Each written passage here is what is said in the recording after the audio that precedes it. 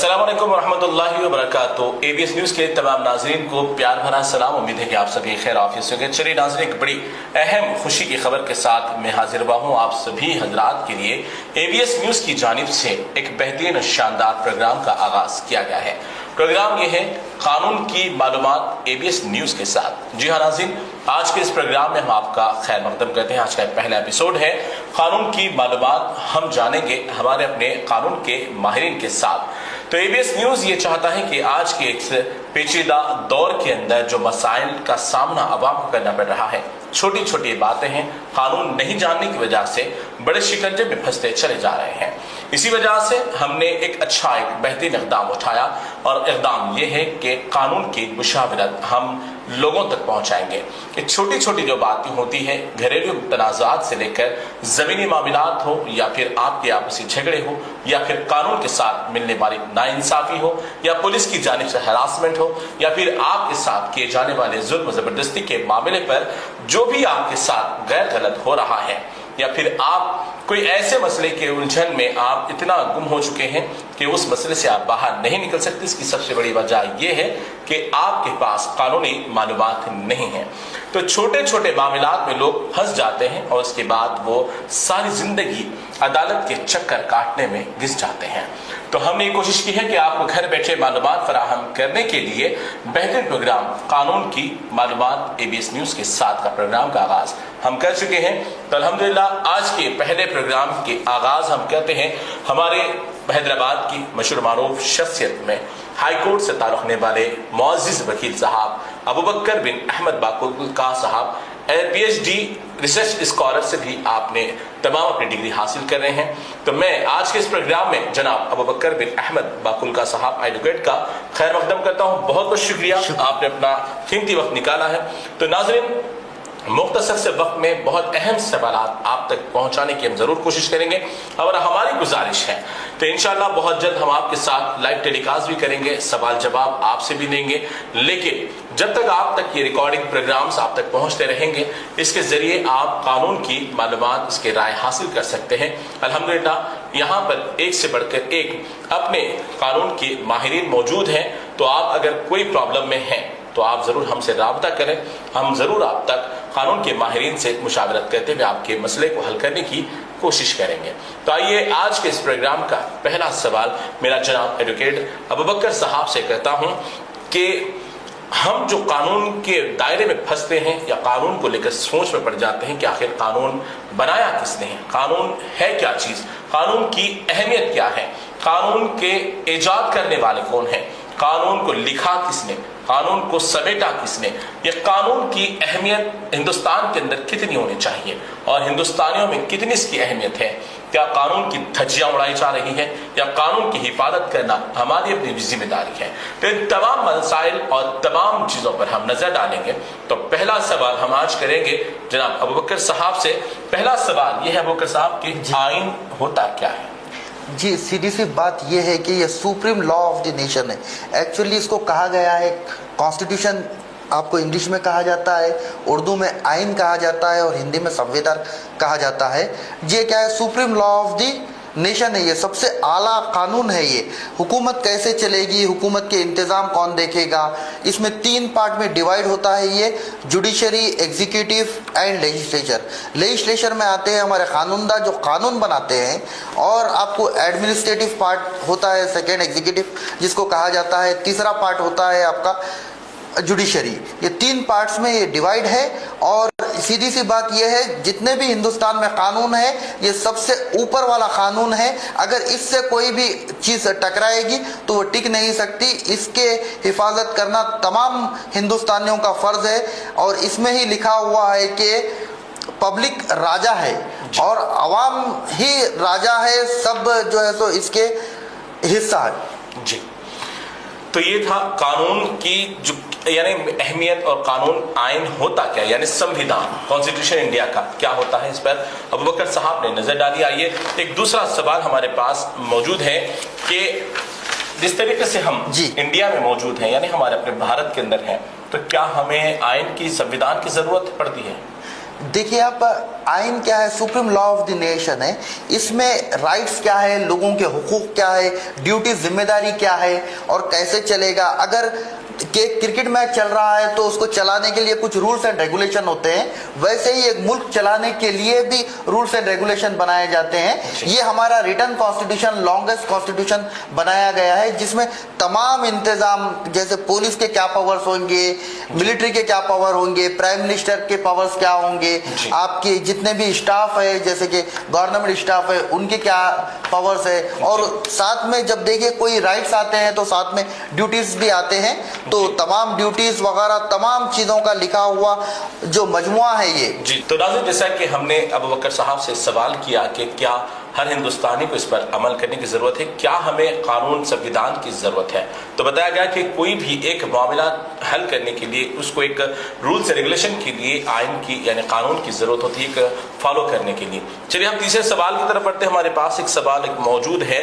कि आखिर संविधान लिखा कौन सी लैंग्वेज में गया है, यानी हिंदी है, उर्दू है या इंग्लिश है? देखिए आप, ये दो जुबानों में लिखा गया है, इंग्लिश और हिंदी में लिखा गया है। इंग्लिश में ये तमाम लिखा हुआ है, कैलिग्राफी में, ये टाइप में ही है, ये कोई कंप्यूटर से लिखा नहीं हुआ है, ये सिर्फ और सिर्फ हैंड रिटन डॉक्यूमेंट है। इसके 3 कॉपीज बनाए गए हैं। इंग्लिश वर्जन इसका प्रेम बिहारी नारायण रायजादा ने लिखा है और इसके नंदलाल बोस ने इसका आर्ट क्राफ्ट और उनके स्टूडेंट्स में मिलके तमाम तस्वीर वगैरह के साथ इसको बनाया है, और ये 3 कॉपीज में बना हुआ है। पार्लियामेंट में बिल्कुल ये सेफ है, और इसके अंदर 1000 साल तक, बोलते हैं लोग के 1000 साल तक कुछ नहीं होगा। एक कांच के बॉक्स में इसको रखा गया है, इसमें हीलियम गैस छोड़ी जाती है ताकि ये सेफ रहे। ये जैसे यूएस में कॉन्स्टिट्यूशन सेफ रखा गया है, वैसे ही इसकी काफी बहुत सख्त सिक्योरिटी के अंदर रखा गया है इसको। इसमें चेंजेस वगैरह नहीं किए जा सकते हैं, और ये जो कॉन्स्टिट्यूशन होता है 1000 साल तक भी इसके वर्ड्स वगैरह ब्लर नहीं हुएंगे। जैसा ये लिखा गया है सेम वैसे ही रहेगा। यानी इतनी सख्त हिफाजत आखिरकार संविधान की किताब जो लिखी गई है उसकी इतनी हिफाजत क्यों?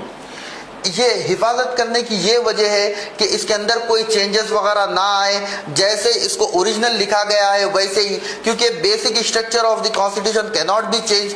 लोगों के दिल में ये मुतमईन रहे कि हमारा संविधान सेफ है, इसके अंदर कोई चेंजेस नहीं आ सकते हैं। ये देखिए आप, हम जैसे कि कुरान को एक अल्लाह की जुबान कहते हैं, तो इसमें ताक़यामत तक जैसे चेंजेस नहीं आ सकते हैं। तो लोगों को भरोसा दिलाने के लिए कि भाई आपका कॉन्स्टिट्यूशन भी चेंज है, इसके अंदर भी कोई चेंजेस नहीं आ सकते हैं, क्योंकि अमेंडमेंट जो होते हैं वो छोटे छोटे होते हैं, बेसिक स्ट्रक्चर चेंज नहीं हो सकता है। वैसे ही हमारा संविधान को एकदम प्रोटेक्ट करके रखा गया है।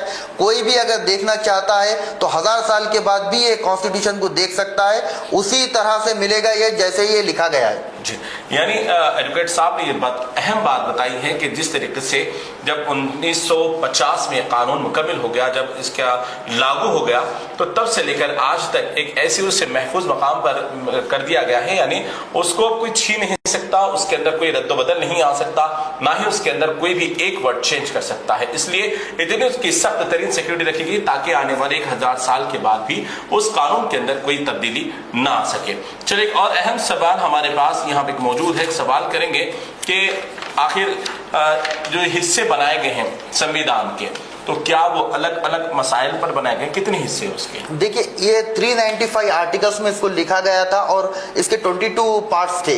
अभी ये बढ़ते हुए 470 से ज्यादा आर्टिकल्स आ चुके हैं और 25 पार्ट्स में ये डिवाइड है। इसके अंदर सब कुछ लिखा हुआ है कि म्युनिसिपैलिटी कैसे चलेगी, आपका कानून कैसे चलेगा, इलेक्शंस कैसे होंगे, आपके पावर्स क्या है, राइट्स क्या है, ड्यूटीज क्या है, डायरेक्टिव प्रिंसिपल्स क्या है, ये तमाम चीजों को डिवाइड करके ये बनाया गया है। और हमारा कॉन्स्टिट्यूशन की ये बहुत अच्छी चीज है, ये 1,45,000 वर्ड्स में लिखा हुआ कॉन्स्टिट्यूशन है ये हमारा। जी, तो ये जो कॉन्स्टिट्यूशन है, अब इस पर अमल करना क्या president of India, PM of India, ये तमाम बड़े बड़े लीडरान पर भी लागू होता है इस पर अमल करना?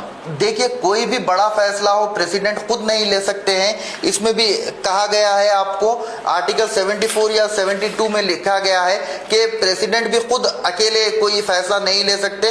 इनको भी मिनिस्टर्स की, काउंसिल ऑफ मिनिस्टर्स की अप्रूवल लेके, उनसे मशावरत करके, उनके मशवरे से ही कर सकते हैं। और प्राइम मिनिस्टर भी जो होते हैं उन पर भी लागू होता है। जैसे हमने देखा है, इंदिरा गांधी का एक केस आया था इलेक्शन के बारे में, जब उनको 6 साल के लिए सस्पेंड कर दिया गया था। 6 साल तक वो ना तो प्राइम मिनिस्टर रह सकते थे, ना तो वो इलेक्शन लड़ सकते थे।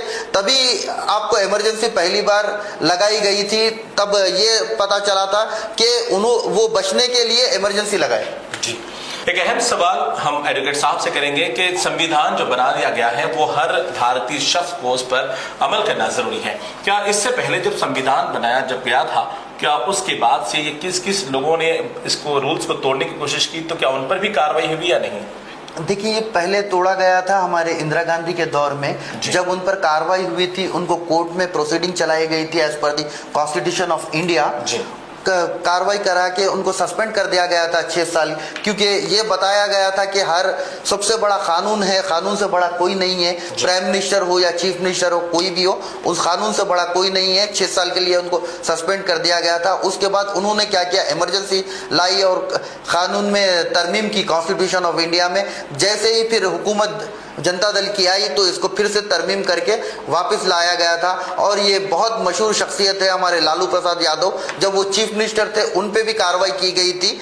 और कॉन्स्टिट्यूशन ऑफ इंडिया के तहत ये बताने की कोशिश की जाती है कि कोई भी चीफ मिनिस्टर हो या प्राइम मिनिस्टर हो, सब लोग कॉन्स्टिट्यूशन के अंडर है और जो रूल्स बनाए गए हैं उसके अंदर ही सब काम करेंगे। उनको भी हटा दिया गया था। वो बदकिस्मती उनकी ये है कि आज तक वो फिर से सीएम नहीं बन सके। और अगर कोई भी इमरजेंसी लगाई गई, 6 महीने से ज्यादा emergency without approval of the parliament, president of India भी नहीं चला सकते। Even president of India is also governed by the constitution of India. यहाँ पर कॉन्स्टिट्यूशन ये बताता है ये राज किसी हुकूमत का नहीं है, ये राज अवाम का है। चलिए, इस प्रोग्राम का एक आखिरी सवाल हम करते हैं एडवोकेट साहब से। वो अहम सवाल ये है कि संविधान के बारे में, जो इंडियन कॉन्स्टिट्यूशन है, तो उसके ताल्लुक से एक सवाल आपसे मैं करता हूं कि आखिर इसको बनाया किसने है? या एक अकेले शख्स ने, या फिर इसी कोई एक कमेटी थी? ये एक ड्राफ्टिंग कमेटी थी जिसके हेड थे डॉक्टर BR अम्बेडकर साहब, जो कानूनदा थे। वो लंदन से पढ़ के आए हुए थे। उन्होंने क्या किया है, वो हेड थे, जैसा प्रेसिडेंट जैसा होता है वैसे ही वो हेड थे। उन्होंने तमाम संविधान को अपनी कमेटी को लेके, अपनी कमेटी बहुत साल तक बहस चली है, 2 साल 11 महीने 18 दिन लगे कॉन्स्टिट्यूशन को पूरा बनने के लिए। 26 नवंबर 1949 को इसको कंप्लीट किया गया। उसके बाद 26 जनवरी 1950 को इसको इम्प्लीमेंट किया गया। इसमें काफी लोग थे जिनमें काबिल तरीन जिक्र मैं करता चलूँ, गोपाला स्वामी अयंगर, अल्लाडी कृष्णा स्वामी, KM Munshi, Syed Mohammad Sadulla, BL मिट्टर, DP खैतन, ये तमाम ने मिलकर, ये ड्राफ्टिंग कमेटी के मेंबर थे, तमाम ने मिलकर इसको रखा और हर नुक्ते पे बहस की गई और तमाम चीज़ों को देखकर, सोचकर, इसके अंदर जो गौर फिक्र कर कर कॉन्स्टिट्यूशन बना गया। जी, तो फिर बाबा साहब अम्बेडकर को ही क्यों इतना एक मुकाम दिया गया? देखिए, अब वो चेयरपर्सन थे, जैसा हेड ऑफ द फैमिली जैसे होते हैं, तो तमाम जिम्मेदारी उनकी ही होती है कि वो पूरा जांचे पड़ताल करे। और वो head of the drafting committee थे, तो उनके आखिरी सिग्नेचर पे ही ये अप्रूवल मिलता है जितने भी आपकी बहस हुई वगैरह का। वो इसीलिए BR अम्बेडकर को, इसका बाबा साहब अम्बेडकर को इसका फादर ऑफ द कॉन्स्टिट्यूशन कहा जाता है। चलिए, बहुत बहुत शुक्रिया। तो नाज़रीन, ये आज के हमारे मालूमात कानून की जो भी हमने सवालात किए हैं, इसका तो पहला हिस्सा है। और आने वाले हर एपिसोड के अंदर आपको एक नए नए सवालात हम बराबर आपके सामने रखते रहेंगे, जवाबात भी हासिल करेंगे। अगर आपके पास भी कोई मसला दरपेश है, कानूनी राय आप जानना चाहते हैं, तो ABS न्यूज़ के दिए गए तमाम नंबरात पर आप कॉल कर सकते हैं। इंशाल्लाह हम हमारे कानून के माहिरीन से जरूर इसकी मुशावरत करते हुए आपके सवाल का जवाब हल करेंगे। या फिर अगर आप कोई कानूनी शिकंजे में फंसे हुए हैं या अदालत के या फिर पुलिस के शिकंजे या फिर कोई ऐसे रोडिज्म के चक्कर में फंसे हैं, लेकिन आप आगे बढ़ नहीं सकते और आप सामने आ नहीं सकते, लेकिन आपको कानून की मदद चाहिए, तो जरूर हमसे राब्ता करें, हम आपकी जरूर मदद करेंगे। तो आप एबीएस न्यूज के ये खास प्रोग्राम जो हमने आगाज किया है आप सभी की सहूलत के लिए, मालूमात कानून की, एबीएस न्यूज के साथ इस प्रोग्राम के साथ आप जुड़े रहिए। कि हर इतवार को दोपहर 3 बजे आपके साथ शेयर किया जाएगा, तो आप इस पर जरूर सुनते रहिए। और अगर आपको कुछ सवाल बाकी रह गया, अगर आप कुछ कश्मकश में हैं या कानून की मदद लेना चाहते हैं, तो आप जरूर हमसे राब्ता करें। बहुत बहुत शुक्रिया एडवोकेट साहब, आप टाइम निकाल कर एबीएस न्यूज के इस प्रोग्राम में शामिल हुए हैं। तो नाज़रीन, आप सभी का बहुत बहुत शुक्रिया, आपने वक्त निकाल कर इस प्रोग्राम को वॉच किया है। तो इस तरीके से एपिसोड्स आते रहेंगे, जरूर याद रखिए अपनी दुआओं में। अल्लाह हाफिज।